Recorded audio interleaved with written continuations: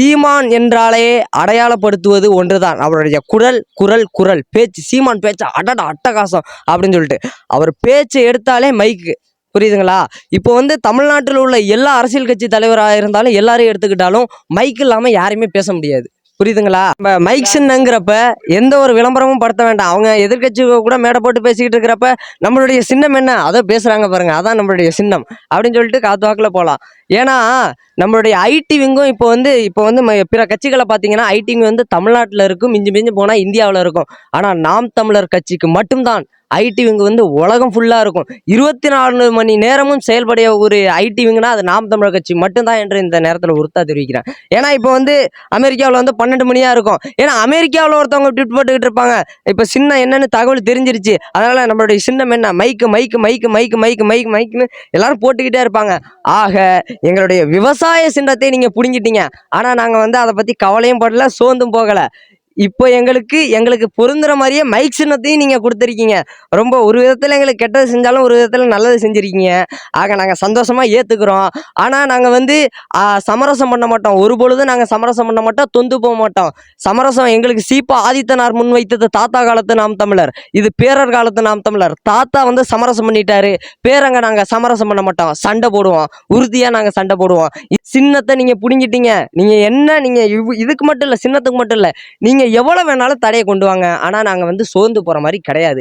நாங்கள் எதிர்த்து சண்டை போடுவோம், சண்டை போட்டுக்கிட்டே இருப்போம். ஆனால் ஒரு நாள் நாங்கள் ஆட்சி அதிகாரத்துக்கு வந்ததுக்கப்புறம் நாங்கள் ஒரு நாள் சண்டை போடுவோம். நாங்கள் சண்டை போடுறப்போ உங்களால் யாராலையும் பதில் சொல்ல முடியாது. அதை நீங்கள் நிலவிட வச்சு நீங்கள் வந்து எங்கள்கிட்ட பார்த்து பத்திரமா இருந்துக்கணும். அதுக்கு மேலே நான் ஒன்றும் சொல்ல மாட்டேன்.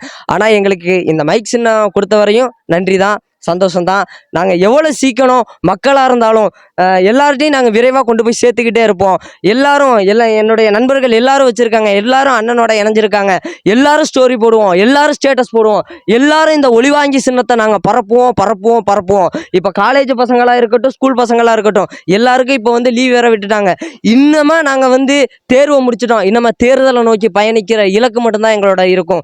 நாங்கள் எப்பாடுபட்டாவது இந்த மைக் சின்னத்தை மக்கள்கிட்ட சேர்த்து வெற்றியடை செய்வோம் என்று இந்த நேரத்தில் உறுத்தாக தெரிவித்துக் கொள்கிறேன். சீமான் அண்ணனுக்கு வாக்களிக்கணும்னு எண்ணம் வந்துட்டுனா வைங்களேன், எப்படியா இருந்தாலும் வாக்கு விழுந்துரும். அந்த எண்ணம் மட்டும் நம்மள்ட்ட இருந்ததுனா வைங்களேன், எப்படியா இருந்தாலும் அந்த எண்ணம் வந்துடும். எல்லாரும் தேட ஆரம்பிச்சிருவாங்க. புரியுதுங்களா? இப்போ நமக்கு ஒரு விடை தெரியல, அந்த விடை என்ன அப்படின்னு சொல்லிட்டு தேடிக்கிட்டு இருக்கிறப்ப நம்ம வந்து அதுக்கான விடையை தேடி நம்ம கண்டுபிடிக்கிறோம். அதே போல் மக்கள் அனைவரும் நமக்கு வாக்களிக்கணும்னு எல்லாரும் ஒரு எண்ணத்தில் வந்துட்டாங்க, ஒரு நிர்பந்தத்தில் வந்துட்டாங்க.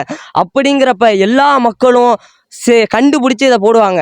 இதை வந்து ஐடிவிங்கும் செயல்பட்டுக்கிட்டு இருக்கோம். ஆனால் இது வந்து மக்களுக்கு புரிஞ்சுக்குவாங்க. ஏன்னா நம்மளை வந்து படாத பாடு படுத்துகிறாங்க, எல்லாரும் ரொம்ப கஷ்டப்படுத்துகிறாங்க. சின்னத்தை பிடிங்கி என்ஐஏ ரைடு அப்படின்னு சொல்லிட்டு அடிக்கு மேலே அடி விழுந்துக்கிட்டு இருக்கிறங்கிறப்ப மக்கள்லாம் என்ன தெரியுமா நினைக்கிறாங்க, பாவம் இந்த பிள்ளைங்க ஏன்டா இவ்வளோ சோதிக்கிறாங்க, இவங்களை போட்டு என்னடா செய்ய போகிறாங்க, அவங்க வீட்டுக்காடா அள்ளி வச்சுக்க போகிறாங்க, எங்களுக்கு தான்டா செய்கிறாங்க, ஏன்டா இவனை போட்டு இப்படி பண்ணுறீங்க அப்படிங்கிற ஒரு மனநிலைக்கு மக்கள் தள்ளப்பட்டுட்டாங்க. ஆக எல்லாருமே வந்து இன்னமும் சீமானுடைய சின்னத்தை தேடுகின்ற பணிதான் எல்லாருக்கும் வழங்கப்பட்டிருக்கும். புரியுதுங்களா? எல்லாரும் தேடி கண்டிப்பாக வந்து நம்முடைய ஒளிவாங்கி சின்னத்துக்கு வாக்களிப்பாங்க. போன 2019 பாராளுமன்ற தேர்தலை விட இந்த வாட்டி அதிகமாக நமக்கு வாக்கு எண்ணிக்கை கூட்டி கொடுக்கும். அதேபோல் 2026 நம்மளுடைய ஆட்சி அமைப்பதற்கும் வாய்ப்பு இருக்கிறது. மக்கள் அனைவரும் புலம்புறாங்கண்ணே, ஒவ்வொருத்தர் கண்ணீர் விடுறாங்க. அட ஏன்டா என் சீமான் அண்ணனுக்கு வயசு மூத்தவங்கலாம் இருப்பாங்களா, என் பேராண்டியே ஏன்டா இப்படி சோதிக்கிறாங்க, ஏன்டா இப்படி பண்ணுறீங்க அப்படின்னு சொல்லிட்டு எல்லாம் புலம்புறாங்க. ஏன்னா புலம்புறப்ப நமக்கு ஒரு அந்த நேரத்தில் ஒரு கோவம் வருதுண்ணே, இப்படியெல்லாம் போட்டு நம்மளை சோதிக்கிறாங்களே, நம்ம என்ன பண்ணிட்டோம், நம்மளுடைய உரிமைக்காக நம்ம போராடுறோம், நம்மளை ஏன் இவ்வளோ சோதிக்கிறாங்க அப்படிங்கிற மனநிலைக்கு எல்லாருமே வந்துட்டாங்கண்ணே. அதனால் வந்து எல்லாருமே இப்போ வந்து கோவத்தோடு இருக்கிறாங்க. எங்களுடைய கோவம், மக்களுடைய கோவம் என்னைக்குன்னா ஓட்டு எண்ணிக்கை என்னைக்கு தெரியும். ஏன்னா மக்கள்லாம் விழிச்சிட்டாங்க. இப்போ எல்லாம் ஏமாற்ற முடியாது யாரையும், எல்லாம் தெளிவாக இருக்கிறாங்க, திட்டம் போட்டு செயல்படுறாங்க. ஆக எல்லாருமே விழித்து இருக்கிறாங்க. உண்மை ஒரு நாள் வெல்லும்.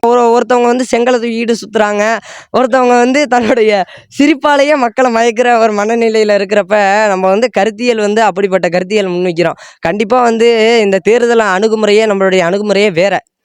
வேறங்கிறப்ப கண்டிப்பாக இது வந்து திமுக இல்லை, திமுக அதிமுக மித்தபடி எல்லா கட்சிகளுமே தாண்டி நம்மளோட ஓட்டு சதவீதம் உயர்வதற்கு வாய்ப்பு இருக்குதுண்ணே. கண்டிப்பாண்ணே, அதானே வேற என்னண்ணே. இப்போ வந்து நீங்கள் ஓட்டப்பந்தயத்தில் ஓடிக்கிட்டு இருக்கிறீங்க, பரிசு 1 கோடி ரூபா இருக்குது, நீங்கள் எப்படி என்னை கவுக்க தானே பார்ப்பீங்க. அந்த மாதிரி தான் எப்படியாவது உன்னை தடுத்து முடிச்சிடணும்டா, எப்படியாவது நம்ம அடைஞ்சிடணும்டா அப்படின்னு சொல்லிட்டு அந்த வெறியோட தான் எல்லாம் செயல்பட்டுட்டு இருக்கிறாங்கண்ணே. ஒரு பழமொழி ஒன்று இருக்கும்லண்ணே, சிறுதுளி பெருவெள்ளம். இப்போ பெருவெள்ளமாக ஆகிக்கிட்டு இருக்குண்ணே. அண்ணன் பேசுகிறப்ப ஃபஸ்ட்டு தனியாளாக வந்து பேசுனப்ப யாருப்பா இவர் என்னமோ பேசிக்கிட்டு இருக்காரு அப்படின்னு சொல்லிட்டு, இப்போ மக்கள் எல்லாருக்கும் ஒரு விழிப்பு வந்துருச்சு. இந்த பையன் ஏதோ சொல்கிறான், இந்த புள்ள நமக்காக பேசுது அப்படின்னு சொல்லிட்டு இப்போ எல்லாருக்குமே விழிப்பு வந்துட்டுண்ணே.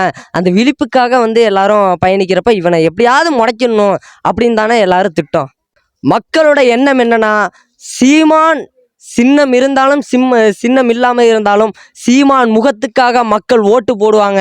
மாணவர்களை முக்கியத்துவப்படுத்தி பேசுறது, அப்புறம் 2K கிட்ஸ்னு சொல்லுவாங்களே, அவங்களாம் கரெக்டாக அவங்களோட மனநிலையை புரிஞ்சுட்டு பேசுவாங்க, மக்களுக்காக பேசுவாங்க. அதனால் ரொம்ப பிடிக்கும் அவங்கள. இப்போ இந்த வரக்கூடிய தேர்தலில் வந்து அவர் முதலமைச்சர் ஆகிறதுக்கு வாய்ப்பு இருக்குன்னு நினைக்கிறீங்களா? கண்டிப்பாக இருக்குண்ணா. இப்போ 90 கிட்ஸ்க்கு அடுத்த 2 கிட்ஸ் தானே, இப்போ எல்லாருக்கும் அவங்கள தான் பிடிக்கும். நீங்களே சொன்னீங்க பிடிக்கணும், வர வாய்ப்பு இருக்குண்ணா. நானும் இப்போ சீமான் பேசுனதுல ரொம்ப உங்களுக்கு பிடிச்சது என்ன இருக்கு? அவர் என்ன பேசுனதுனால உங்களுக்கு ரொம்ப அவரை பிடிக்க ஆரம்பிச்சிச்சு? அவங்க பேசுறத விட இப்போ சென்னையில் மழை பெய்ச்சு ரொம்ப இதில் இருக்காங்க. அப்போ நிறைய முடி வச்சுட்டு ஒரு ஆக்டர் இருப்பாங்களே, அவங்களும் நிறைய உதவி செஞ்சாங்க. அதோட இவர் சேர்ந்து ஒரு உதவி செஞ்சார், அது ரொம்ப பிடிக்கும் எனக்கு. அப்புறம் அதான் சொல்கிற மாதிரி விவசாயிக்காக இது பண்ணுறது, குரல் கொடுக்கறது, அதெல்லாம் ரொம்ப பிடிக்கிறேன் அவருங்க. தொடர்ச்சியாக அவருடைய பேச்சுனா எதை கவனிப்பீங்க? அவருடைய பேச்சை எதை விரும்பி கேட்பீங்க? விரும்பி கேட்குறது பொதுவாக எல்லாமே பிடிக்கும். அவங்க பேசுகிறது எல்லாமே பிடிக்கும்.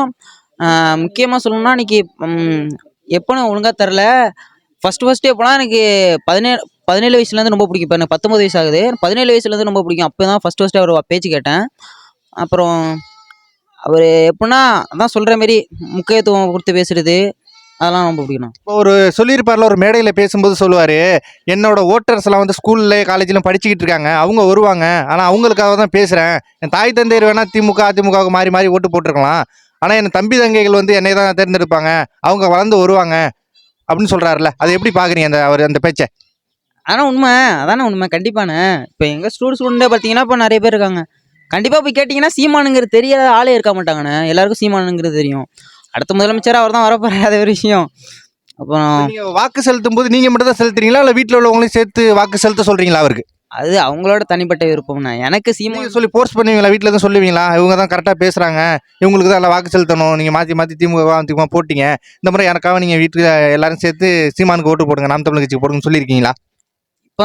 இப்போ என்ட்ரி ஆகிறேன், 90+ என்ட்ரி ஆகிறேன். அதனால் சொல்லுவேன், சீமான் அண்ணன் பிடிக்கும்னு சொல்லுவேன். நல்லா வீடியோலாம் பார்ப்பேன், நல்லாயிருக்கும்.